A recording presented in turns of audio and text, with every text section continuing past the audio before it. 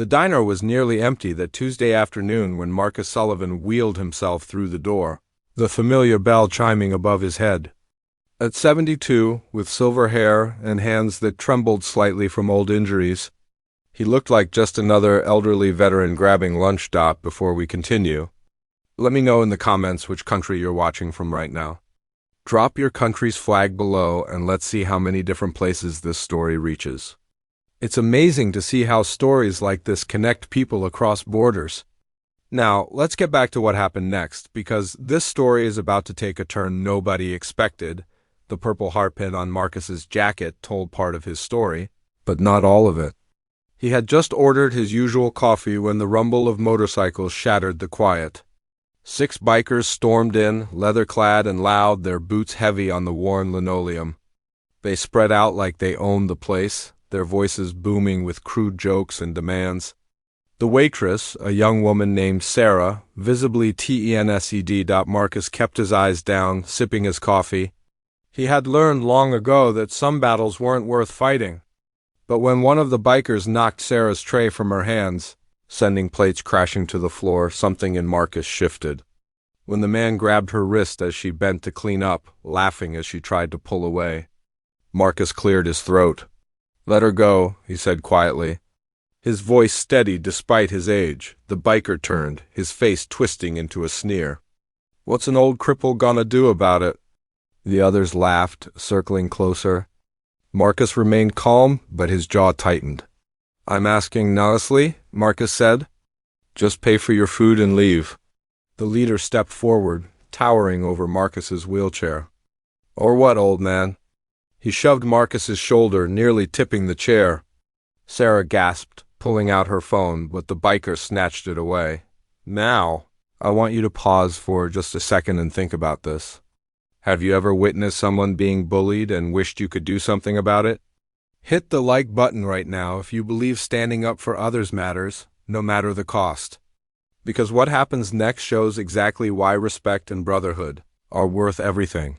What none of them noticed was the pickup truck that had pulled into the parking lot moments earlier. What they didn't see was the group of men who had been following 2 cars behind Marcus since he left the VA hospital, checking on him like they did every week.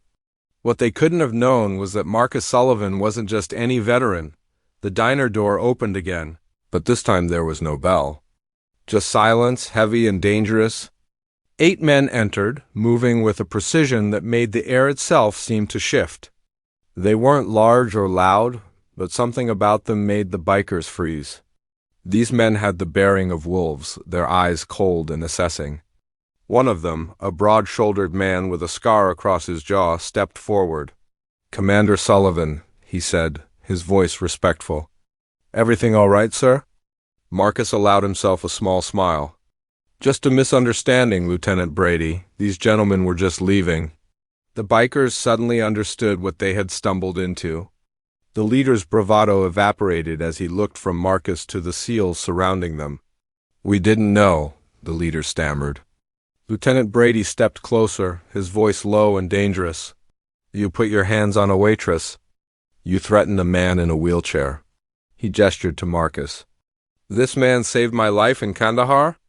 He's the reason half of Team 6 made it home. And you thought you could disrespect him?" The bikers scrambled to leave, dropping money on tables, mumbling apologies. As the door closed behind them, the tension broke.